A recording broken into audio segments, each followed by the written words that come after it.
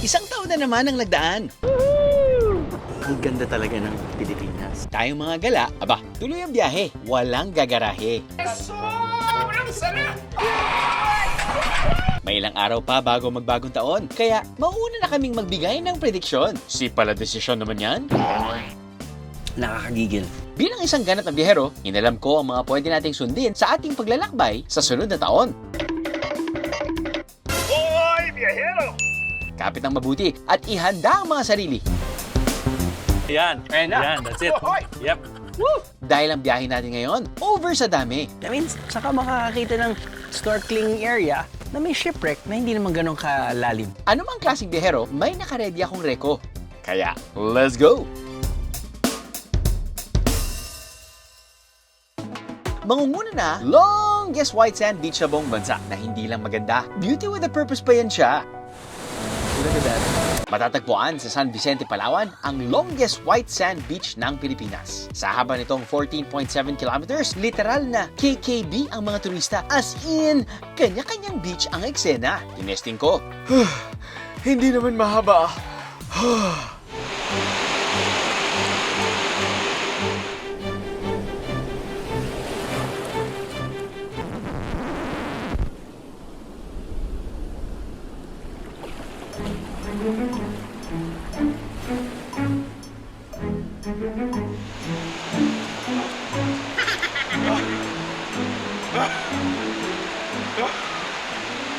Long Beach nga.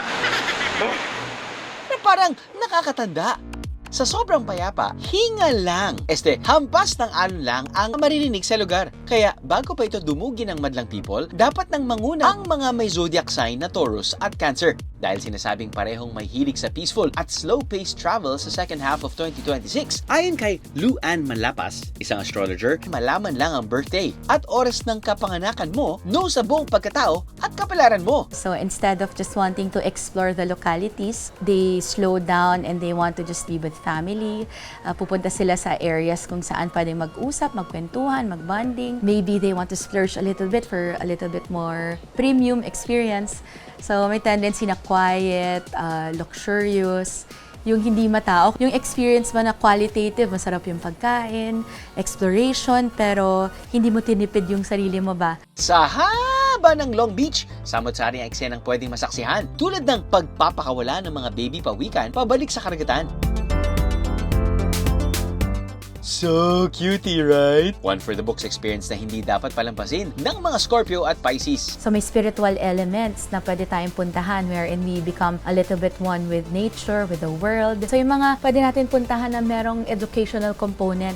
May mga natututunan tayo about nature, reset, quiet, restorations, rejuvenating trips, kung saan the health is going to be a big focus. Mapangalagaan ng karagatan at mga munti nating kaibigan gaya ng pawikan, may munting pakiusap ang kanilang lokal na pamahalaan. Pinagbabawal din natin, even po yung ating mga vehicles, motorbikes, bicycle, ipinagbabawal ho natin yan along the beaches because maraming mga natural habitat ang pwede nating masira at maapektuhan. Yung nagpaplanong mag-nature trip sa 2026, pero ang paalam, sick leave, mali! Pero sabi nga, kung gustong may paraan, kung ayaw, edi don't.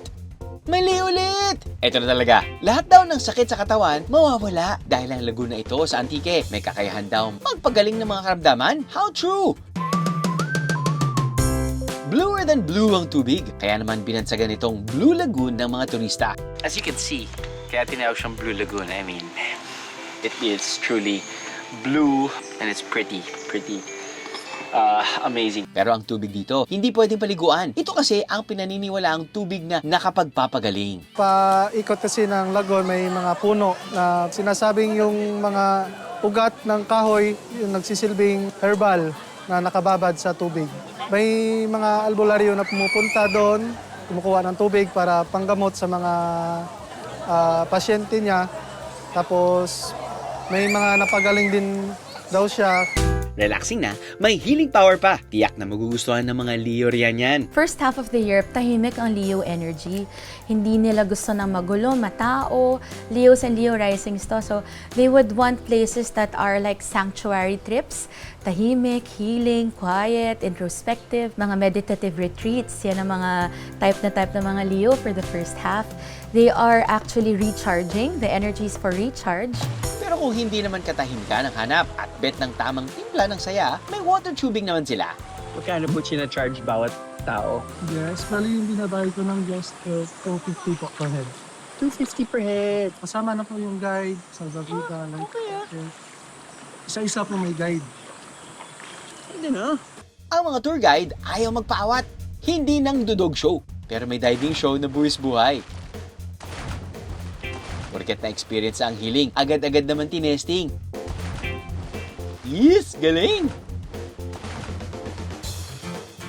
Kung ayaw ng buwis buhay at gustong humaba ang buhay ngayong bagong taon, itodo na ang pagpapaka-healthy at humigop ng sabaw na ito na handog ng Cavite City. Ang dating inihain sa burol ng patay, sikreto raw nila ngayon para humaba ang buhay. Ang kalandrakas ng Cavite over sa sahog. Tiyak na lahat mabubusog, pati mga OA.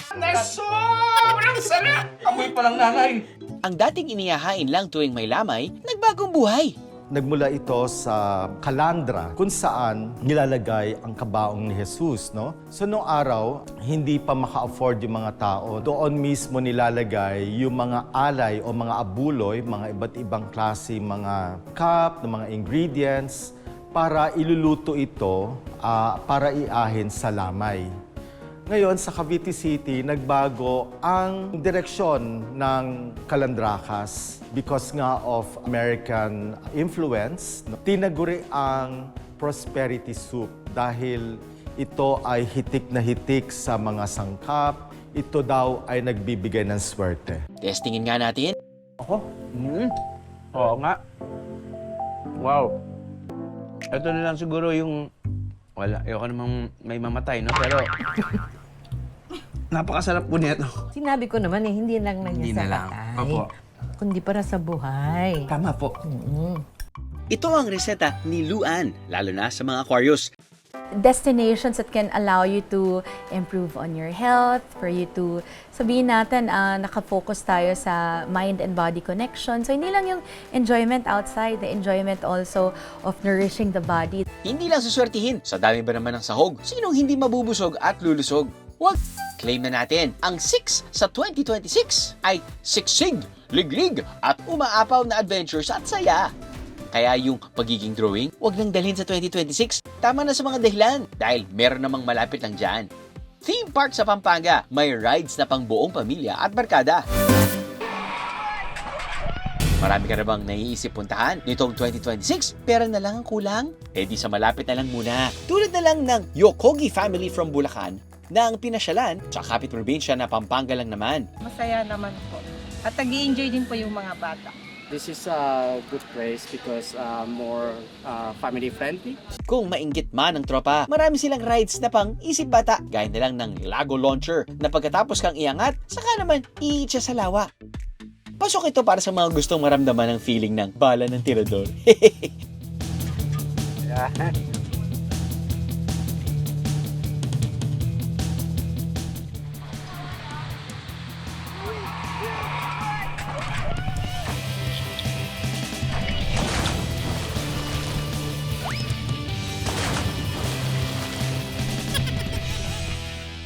Masaya yun.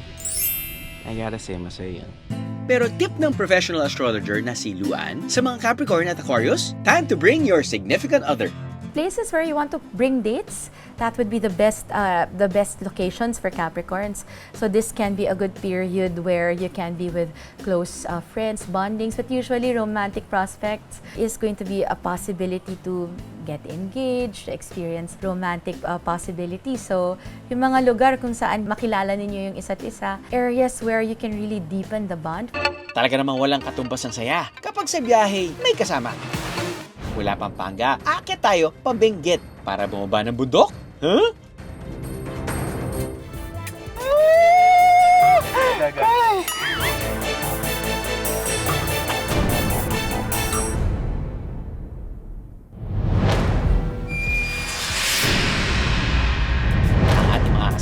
kusinerong lumaki sa kabundukan pero marireveal ang kinatatakutan. Kakasakaya siya sa isang one-on-one pero imbis na sa kusina, sa tuktok ng kabundukan. Wala naman akong takot sa mataas. Subukan natin to.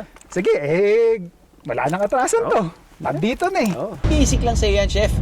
Walang kaba kumbaga.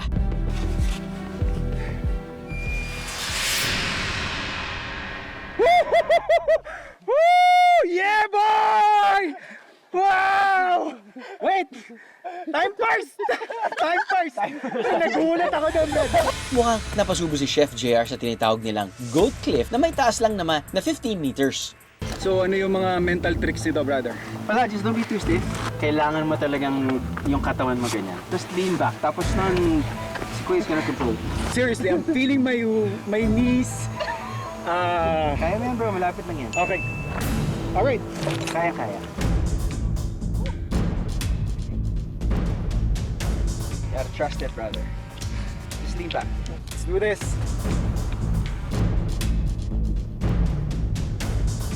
There you go. Alright. See you later, buddy. Alright. Okay, we're there. We're there, bro. We're there. Alright. Okay. Okay na. Okay na, brother. Diyos ko Lord, yun lang pala yun. Okay na. Okay na. Okay na, okay na. Okay na. Very good. Kahit pag tinitingnan ko, hindi ako na-intimidate. But yeah. Whew, wow, this is fun. Na-enjoy ko na siya ngayon. Kanina yung tuhod ko, Lord. Palakasan ng kabog ng dibdib para sa mga Cancer at Scorpio. Adventures that can make them get to know themselves better, yung confidence-boosting trips, mga ganyan. So you wanna maximize the luck for all the Cancers. Trips that can allow you to, let's say, have milestones to be highlighted, trips that are memorable where people can see you, may mga public platforms. New Year's resolution, try something new. Kain na lang ng ligaw na bunga na sagana sa dalampasigan ng Camarines Norte. Ang say ng mga lokal, nakakain pala yan? Pero bago matikman, kailangan daw munang ihagis. Natatakot ako baka pag hawa ko siya, sumabog siya eh. But, let's see.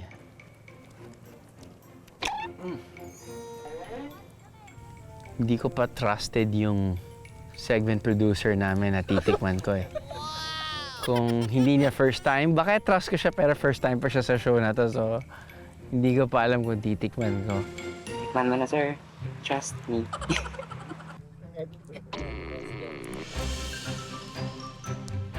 Medyo matigas pa siya.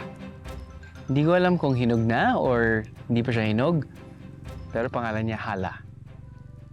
Pero kasing tigas ng bala. Ang tama palang pagbubukas, kailangan ng buong lakas. Galing nila. Galing. Disguised as Hala fruit.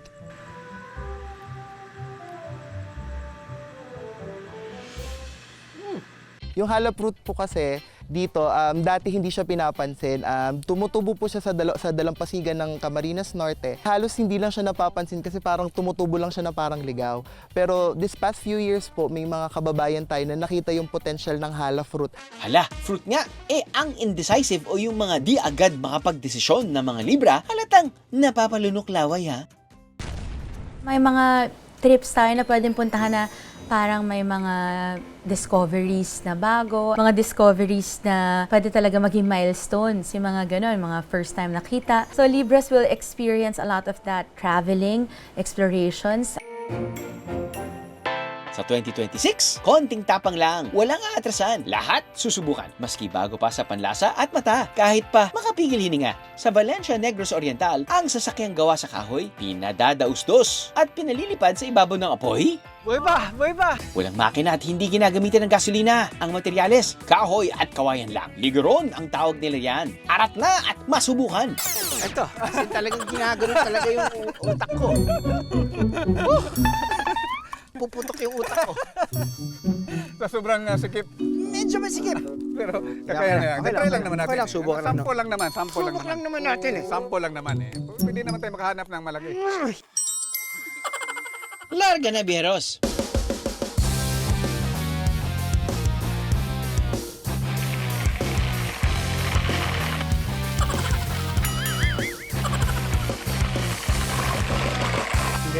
Galing, bro. Hindi, pero yung thrill nga ba, I mean, gano'n naman talaga kapag two wheels, di ba? Or anything na parang you feel the wind against your face or your body. Feeling ko doon mo nakukuha yung enjoyment eh. No? Eh lalo na kapag syempre, kapag manggagaling ka pa sa taas. Tama. But it's not too unstable. I mean, kasi syempre, di ba, pagdating sa kanyang build, nararamdaman mo nga yung flex eh, nakakatawa. Lalo na kung dadaan ka doon sa may rough road portion. Ganun talaga yan, di ba? Galing! Kapag nasubukan na, tumabi na. Dahil ang mga lokal ng Valencia, hindi tinatabla ng kaba. Kahit guardian angel, kakabahan sa kanila. Buhay ba? First time pa ba nakita ang ganito? Ang galing! Ito raw ang paraan ng mga magsasaka noong 50s para ikarga ang kanilang mga ani. Hanggang sa ginawa na nila itong paligsahan na ginaganap tuwing Mayo.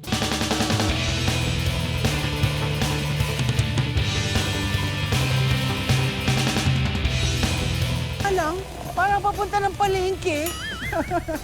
Magpapauli ba naman ang over sa competitive ng mga Aries? Adventure naman nila is going to be fun and creative. Masaya, maraming movement, fun. Hindi pa daraig sa usaping exciting at creative ang mother of all festivals ng bansa. Pero ang pasiklaban dito, hindi natatapos sa isang bagsakan, kundi inaabot ng 6 na buwan. Makulay na mga kasuotan, masiglang indakan, at maindayog na tutugan. Yan ang Kalibo Santo Niño Ati-Atian Festival ng Aklan. Pinakaabangan tuwing buwan ng Enero, ang Kalibo Sadsad Contest kung saan kanya-kanyang pasiklaban ng mga grupo sa sayawan. Ang pinaglalabanan, tumataganting na 1,000,000 piso lang naman. Uling ba yan na nilalagay niyo sa mukha niyo? Bakit niyo ba nilalagay yung... Maging katulad po namin ang ating aitas. Mga aitas, pinapaitim nyo. Para maging katulad sa skin namin ng mga aitas. So, kaya nga tinawag na ati-atihan. Pagbuling ang tawag sa tradisyon ng paglalagay sa balat ng uling. Hindi lang mga lokal ang nagpapahid nito sa balat, kundi maging mga turista. Ito ang kanilang pang-welcome sa mga bisita at ang dapat na maki-halabira, pwera pasma, ang mga libra. Mga travel destinations that can allow you to experience a lot of interactions with the locals, that would be the ideal. This can be very, very loud na marami mga tao. So, may mga tendency for Libra risings to experience mga friends na hindi nila nakita ng matagal, nagpaparamdam, nagyayaya kung saan-saan. Bawat individual may papel sa piyestang nagsusumigaw ng pagkakaisa. Yun na yung time na umuwi na yung mga barkada namin, yung mga ibang mga kasama namin na abroad. Yun na yung magiging parang reunion instead of Christmas.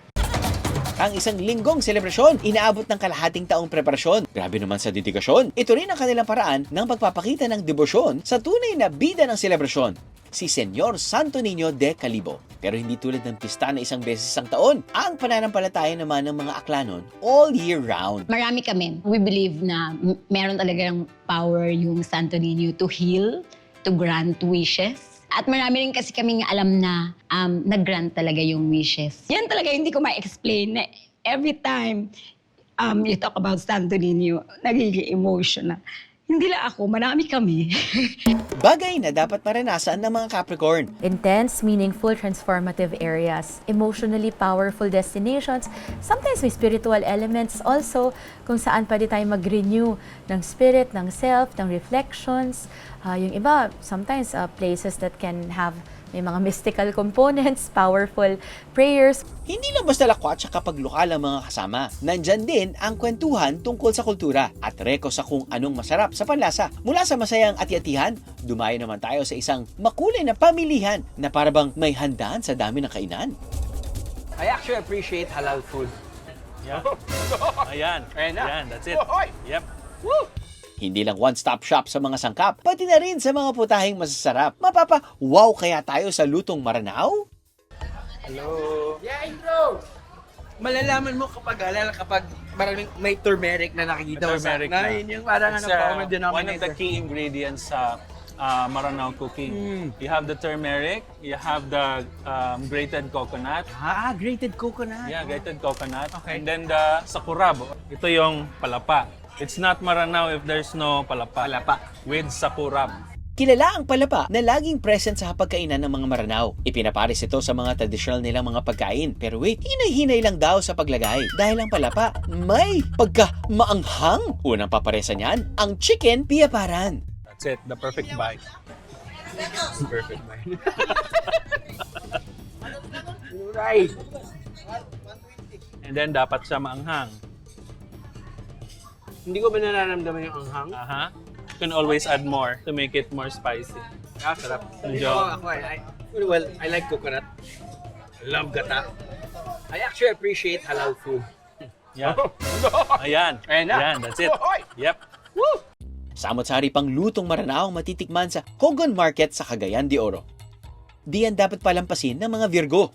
Virgos will enjoy group trips kung saan pwede talaga sila magkaroon ng mga sensory experiences. So, this would be with friends, barkada, travel with experiencing and mga food trip. Kapag solved na sa food trip sa Cagayan de Oro, papahawis naman tayo sa probinsya ng Bukidnon, kung saan on point ang mga eksenang ma-aksyon. Isa sa mga dapat na subukan, ang Forest Park na matatagpuan sa paanan ng Mount Kitanglad sa Bukidnon, kung saan may 11 rides na pangwasakan at may mga pang-demure din naman. Pero ang ating testingin, umabot ng hanggang 90 km/h ang bilis at may habang 840 meters, the longest dual zipline sa buong Asya. Ang eksena, B&B team na yan. Wait lang po! Wait lang po! Let's go!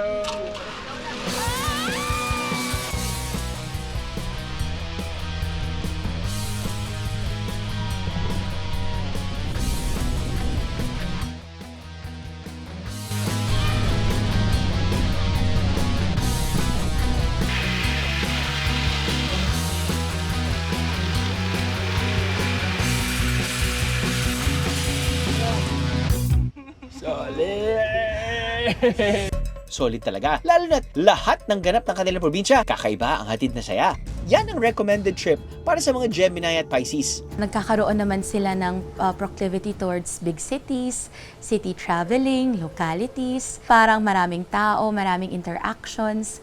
There's a tendency to enjoy like new experiences within the immediate. The first half of the year would be a good period to have romantic getaways. A good tip is to go to places kung saan nakikilala niyo yung isa't isa, where you can be creative, do fun, light things, enjoyable things, creative themes. Talagang makikilala nyo lalo ang mga kasama sa pagbiyahe kung magkakasubukan pagdating sa pagkuha ng kakainin. Dahil sa Zambales, mga nagsasarapan at fresh na shrimp dishes. Bago iluto, literal na kanya-kanyang munang hango. I-reschedule na lang ulit ang diet. Deserve nating magmukbang! Ano man ang fantasy nyong luto ng hipon, matitikman. So for fresh, you have an array of choices. Siyempre, shrimp. Oh, wait lang.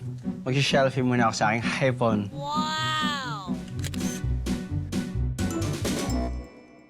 Talagang bago mahirapan, nilabanan muna ang tiyan. Ang farm kasi na ito, hinahamon akong manghuli ng hipong di bababa sa 3 kilo. Ang kanilang pambato, si John John, na kung humangon ng hipon, paldo kung paldo. Siyempre, kaya ko yan. Promise. Sinubukan akong turuan ni John John kung paano ang talagang paggamit ng net o dala.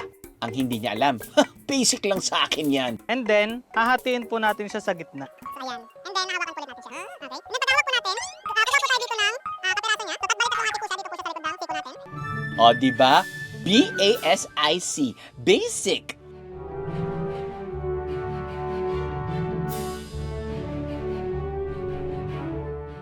Parang sobrang dali naman. Wala bang mas malaking lambat dyan?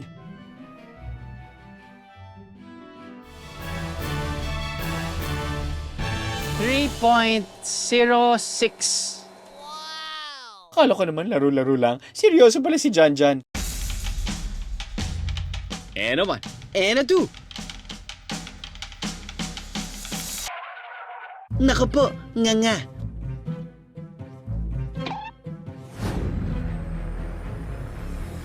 $460 grams. 400 grams. Warm up lang kasi John John, sobra ka naman. Pero dahil hindi madaan ang mga hipon sa pakiusapan, kailangan nang umabot sa suhulan.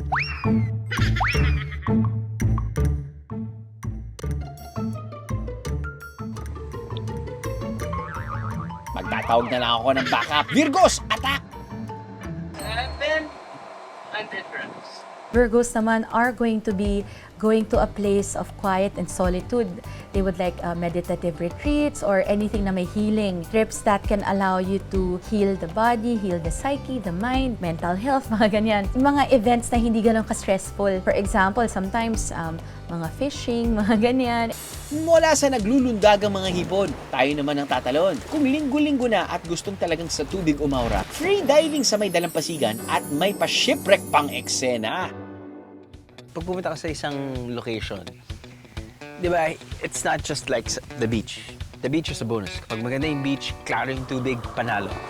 Kapag swimmable, meaning to say, kapag may mga coral reefs, pwedeng mag-snorkeling na malapit lang doon sa resort na tutulugan nyo, bonus na yan. Samahan mo pa ng mga shipwreck. Di sobrang bonus na din yan kahit na medyo hindi na kompleto, but still, di ba, that's still part of the experience na, oh my God, I mean, saka makakakita ng snorkeling area na may shipwreck na hindi naman ganun kalalim. Literal na hindi na kailangan lumayo pa dahil masisisid yan dito lang sa Dasol sa Pangasinan. Nasa humigit kumulang 50 meters lang ang layo nito mula sa Pampang. Habang ang lalim nito, nasa 10 feet lang naman mula sa ibabaw ng tubig, tanaw na ang lumubog na barko. Ito ang sunken ship ng Barangay Osmeña. Shipwreck experience kahit walang diving gears. For the go na sa mga Aris. So Aries would enjoy trips that are quiet and peaceful. Sa first half, yung places where they can talk and bond with family. So any place that can give a peaceful vibe. Kaya ano man ang trip nyo, snorkeling man o freediving, it's giving. Kapag ang food trip, gustong kakaiba, pero dyan lang din sa malapit, pambatong panghimagas ng Tanawan, Batangas, bibingka o mahablangka? Gusto ko na ng bibingka eh! Bibingka! Gusto ko na bibingka! Gusto ko na ng bibingka! Ang init na mukha mo lang init! Alam mo, balita ako, meron doon sa kabilang kanto gumagawa ng bibingka. Tara na, halika na tayo. Ay, Papa! Alam ko, naiingit na kayo sa bibingka ko, pero huwag kayong mag-alala. Kaya ko na to. Para siyang hindi bibingka. Yung texture niya, which I kinda like. For me, hindi leche flan eh. Yung texture niya, para sa akin, ang texture niya parang inutak. May ganun. Pero yung inutak mas may jelly. I guess sa gitna nga ng leche flan, pati inutak. At, hindi siya matamis. May texture siya na nakakagigil. Isya-sharon ko na sana pero sige na nga, ipapaubayo ko na sa mga Taurus. Very close areas in the city and to just explore mga local things, ganyan. Local cuisines. Pwede rin namang lumayo-layo next year. Gulatin mo ang mga tropa mong puro plano. Mag-outing kang mag-isa. Dahil kung F na F ka na, as in falls ka na, why not visit ang tallest waterfall ng buong Ilocos region? Na umulan man o umaraw, it's giving and beauty. Kahit na walang filter yung mata, naturally, ang ganda ng ganda visually. Pero bago masaksihan yan, syempre challenge na naman. Ang puro paahon na daan, kinuumbuhan pa nga ng ulan at nagkasiraan pa nga ng sasakyan.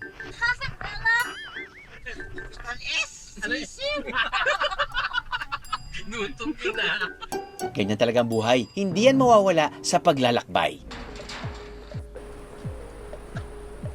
Tayo ngayon sa, sinasabi nilang viral na Auasin Falls. So, malalaman natin kung may hit yung expectation natin versus dun sa na-experience natin. Unatin ang mga binti at ihanda ang mga tuhod dahil aabutin pa ng 2 kilometrong lakaran bago marating ang Auasin Falls. After a good 30 to 45 minutes, everything's sasalubong sa'yo, di ba? It's beautiful. Pwede itong liguan kung hindi sobrang lakas ang pressure ng tubig sa falls. Medyo malakas ang tubig sa pagbisita natin, kaya tingin-tingin muna tayo. I'm sure there are safety concerns dahil nga medyo malakas ang agos ng tubig ngayon. Tinanong ko, kuya, kung all year round ba ganito? Partly hindi. Dahil nga tag-ulan ngayon, malakas yung pressure, malakas yung waterfalls. Pag hindi tag-ulan, hindi naman waterfalls, iba lang yung intensity, iba yung pressure. Umulan man o umaraw, sa ganda ng Auasin, sino ba naman hindi mapapa... Oh. Yung mist kasi, I guess it's part of the charm. Pagdating mo kasi dito wala pang mist. Pero pagdating doon, kala mo umuulan constantly. It's such a nice feeling. Mismong terrain ay, alam mong diniligan? I mean, constantly, kaya ang ganda ng bunga ng grass. So, I think ito yung nakita ko sa social media. Probably, in-adjust na nila yung color, yung ganda na ng filter. But still, kahit na walang filter yung mata, naturally, ang ganda ng ganda visually.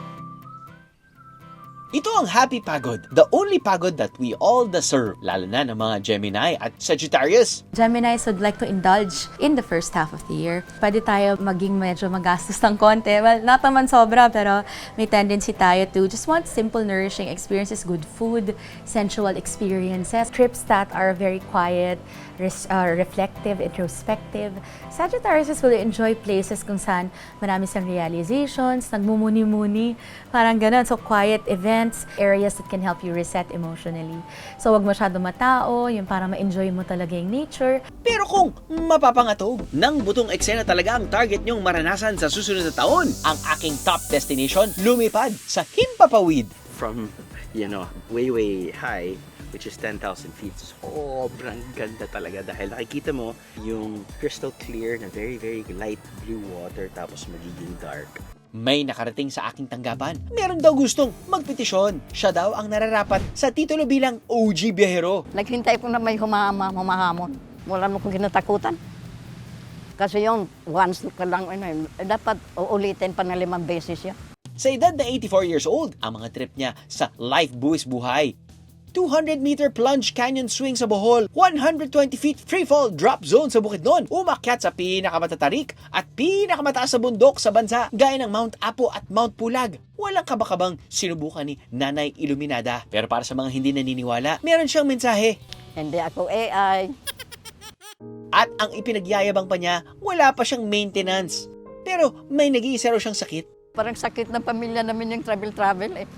Parang yung paa namin talaga naglalakad na eh. Maganda kasi travel. Diyan naubos pera. Pero hindi naman daw sakit ng katawan ang hanap ni Nanay. Sa mga buwis buhay na adventure pang araw siya, mas lumalakas.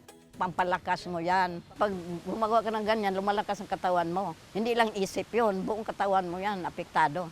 Iba yung tumalon ka galing sa aeroplano at tumalon ka lang galing sa bubong.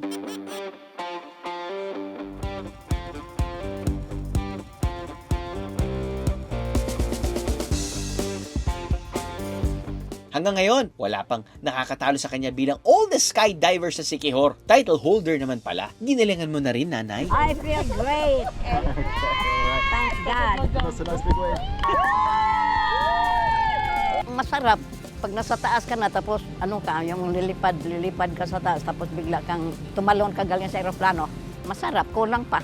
Wala nang lalaban, Nay. Tiklop kami lahat sa'yo, pero pa isa lang sa skydiving.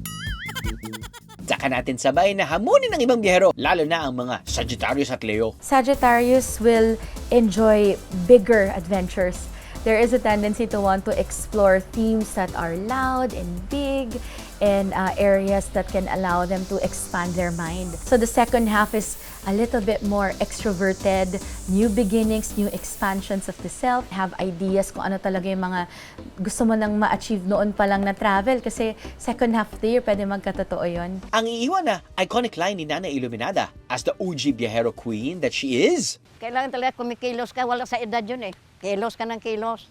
Habang may buhay ka, kilos ka. Hindi naman natin inaasa lang sa mga bituin ng ating kapalaran. There are going to be places that are more aligned to the energies of the signs para mas ma-maximize natin yung money that you're spending, yung enjoyment that you will get. And if you are aligned with the energies, parang masaya yung pakiramdam, may ease, and mas magaan in general. So maganda sinusundan natin yan. Tandaan, ang mga bituin ay gabay lamang. Ano man ang inyong zodiac sign, ito na ang sign na hinihintay nyo para sulitin at lubusin ang bawat biyahe. Dahil kung hindi man umayon sa atin ang 2025, sa 2026, babawi tayo, Beheros!